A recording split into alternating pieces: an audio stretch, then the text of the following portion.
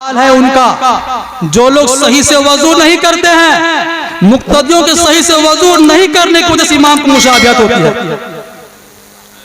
तो सही से वजू नहीं करे मुक्तदी तो इमाम को मुशाबिहत होती है। ये हम नहीं समझते हैं, हम वजू सही से नहीं की इसलिए इमाम भूल रहा हूं। बहरहाल वो बादशाह घर आया, अपने गुलाम को कहा लो ये इतने अनाज की बोरी है और ये कुछ रकम है, जाकर इमाम साहब को देकर आ। किस बिना पर? इमाम साहब फजर की नमाज में भूल रहे थे। वो गुलाम अनाज लिया, पैसा लिया, जाके इमाम साहब को दिया और कहा कि लगता है कि जरूर कुछ वजह होगी, ये हमारा मालिक जो है बिला वजह नहीं भेजा होगा। कहा हजरत कहिए सब खैरियत से है? कहा क्या खैरियत रहेगी, मेरी बीबी दर्द ज़हन में मुब्तला है, घर में बच्चा तवल्लुद होने वाला है, पास में पैसा नहीं कि बीवी को डॉक्टर के पास ले जाए। नमाज पढ़ाते वक्त वही ख्याल मेरे ज़हन में आ रहा था, इसीलिए मैं नमाज में भूल रहा था कि मेरी बीवी परेशान है, डिलीवरी का मामला है और पैसा नहीं कि बीवी को हम डॉक्टर के पास ले जाए। तो नमाज में यही ख्याल मुझको सताता, इसलिए मैं नमाज में भूल रहा था और मैं अक्सर मुझे भूल हो रही थी। मुझको समझ गया कि यही वजह है कि मेरे बादशाह ने, मेरे आका ने ये अनाज की बोरी रकम दिया कि हुजूर लीजिए ये पैसा, आप अपनी बीवी का इलाज कराइए, ये रकम लीजिए और ये अनाज लीजिए। आज हम सिर्फ इमाम पर हुक्म चलाते हैं, लेकिन ये नहीं समझते हैं कि इनकी क्या मजबूरी रही होगी, क्या इनकी परेशानियां रही होंगी, क्या इनके साथ मामलात हैं। काश हम इस पे गौर करते। जब हम इस पे गौर कर लेते तो यकीनन कभी कभी इमाम साहब के पास हम उठा बैठा करें सीखने के लिए भी। आज कितने मुसलमान ऐसे हैं इस पूरे भरे मजमे में जिनको सूरह फातिहा सही से तलफ्फुज के साथ बेहतरीन से पढ़कर सुना सकता हो। जो मदरसे में नहीं पढ़ता हो, जो हाफिज और मौलाना नहीं है, नहीं लगता है कि कोई सूरह फातिहा सही से पढ़ के सुनाएगा, जबकि नमाज में क़िरात फर्ज है। नमाज में क़िरात फर्ज है। अगर सही से क़िरात नहीं अदा कर पाए, सही से क़िरात न कर पाए तो नमाज सही होगी ही नहीं। और हर मुसलमान पर नमाज फर्ज है। तो मालूम हो कि हर मुसलमान जो बालिग आकिल है, चाहे वो मर्द हो या औरत, उस पर क़िरात फर्ज है, उसका क़िरात सीखना जरूरी है। अब बोले कि नहीं हमारा सीखने की उम्र खत्म हो गई। अरे नादान, बच्चे पे नमाज फर्ज नहीं है जब तक बालिग ना हो। तो सीखने की उम्र बचपन में नहीं है, सीखने की उम्र तो आपके बालिग होने के बाद हुई कि आप बालिग हुए, आप पर नमाज फर्ज है। आपको नमाज का तरीका सीखना है, वजू का तरीका सीखना है, गुस्ल का तरीका सीखना है, इन सब चीजों का सीखना है आपको। कैसे हम गुस्ल करें, कैसे हम वजू करें, कैसे हम नमाज पढ़ें, नमाज पढ़ें सजदे सहू कब करना होगा। ऐसा नहीं कि एक अनाड़ी इमाम थे, नमाज पढ़ाए, सजदे सहू कर लिया। नमाज के बाद पूछा लोगों ने कि भाई आपने सजदे सहू जो किया क्यों किया? जाहिर में तो कुछ देखने को नहीं मिला, वो थोड़ा सा हो गया था। कहा क्या हुआ था?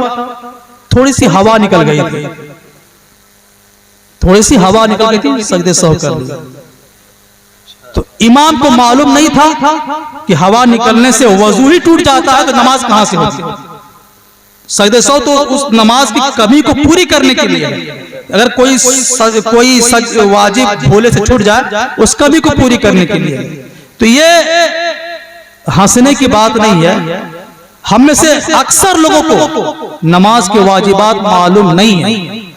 जब वाजिबात मालूम ही नहीं तो फिर सजदे सहू हम कब करेंगे? कौन चीज छूट रही है, हम सजदे सहू करेंगे? और इसका जानना हम पर जरूरी है। तो ना हम सीखने की कोशिश करते हैं और ना अपने बच्चों को सिखाते हैं। आज हम बड़े फख्र से कहते हैं कि हमारे इतने बच्चे हैं, सभी बच्चे पांव में खड़े हैं, सभी बच्चे हमारे ग्रेजुएशन किए हुए हैं, सभी बच्चे हमारे दुकानदारी कर रहे हैं। लेकिन बहुत अफसोस के साथ कहना पड़ता है कि हमारे जितने बच्चे हैं उन बच्चे में शायद ही कोई बच्चा सही से नमाज पढ़ना जानता हो। इस्लाम के अहकाम पे चलना जानता हो, इस्लाम के फरामीन पे अमल करना जानता हो, सुन्नत मुस्तफा का पाबंद बनना चाहता हो। और यही कमी की वजह से आज गलत फिरके पांव पसार रहे हैं, चाहे वो फिरके ज़कीउल्लाही हो, फिरके गौहरिया हो। ये हमारे भोले भाले मुसलमानों को फंसा रहे हैं। हमें मालूम नहीं अल्लाह का मकाम क्या है।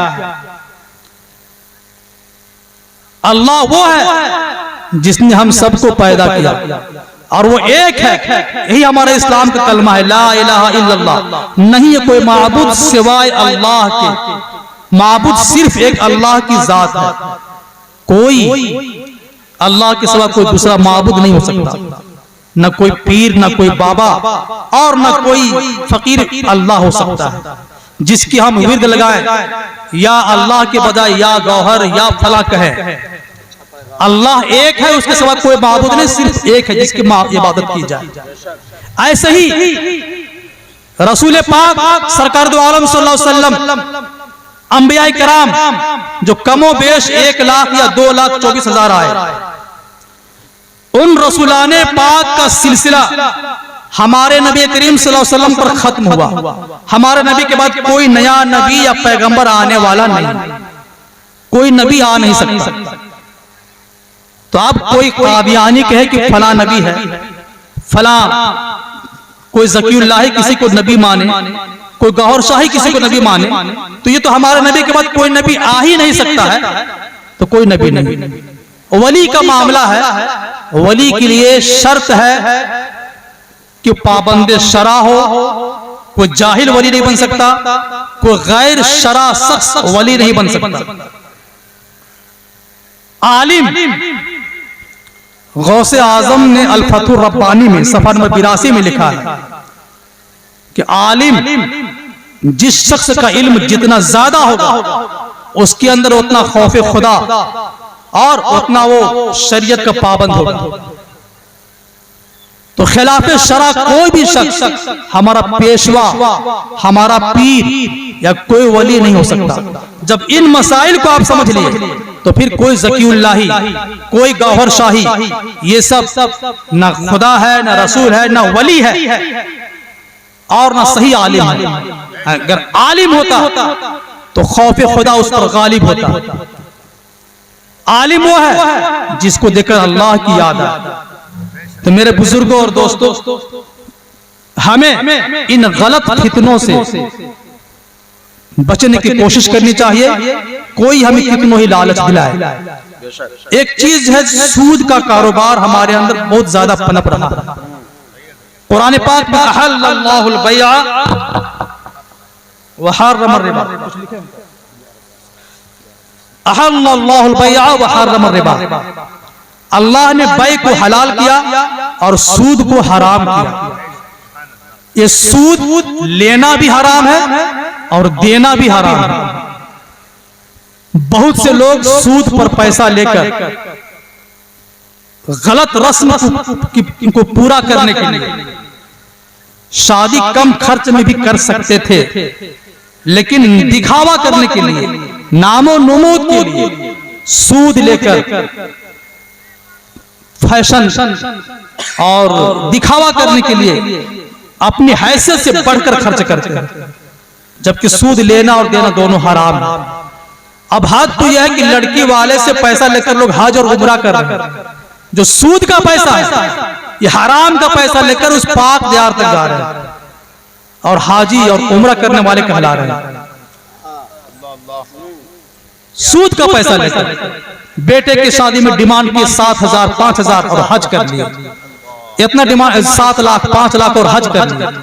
इतना डिमांड किया और उम्रा कर लिया और कहते हैं हाँ हम उस पाक दियार तक देख के आए हैं, वहां तक हम जाके आए हैं। तो मेरे बुजुर्गों और दोस्तों, सूद है, हराम है और ये आप पर कर्ज है। आपको चाहिए कि जब तक आप उसको लौटाएंगे नहीं, आपकी जिम्मे आप पर कर्ज बाकी रहेगा। लिहाजा अल्लाह तबारक व तआला से दुआ है कि रब तबारक व तआला इन तमाम बुराइयों से बचने की तौफीक अता फरमाए, तमाम अच्छाइयों पे अमल करने की तौफीक अता फरमाए, माँ बाप का अदब व एहतराम करने की तौफीक अता फरमाए और इस इस्लाह मुआशरा कॉन्फ्रेंस से अपने कौम, अपने इर्द गिर्द और अपने तमाम लोगों की इस्लाह करने की तौफीक अता फरमाए। वमा अलैना इल्लल बलाग।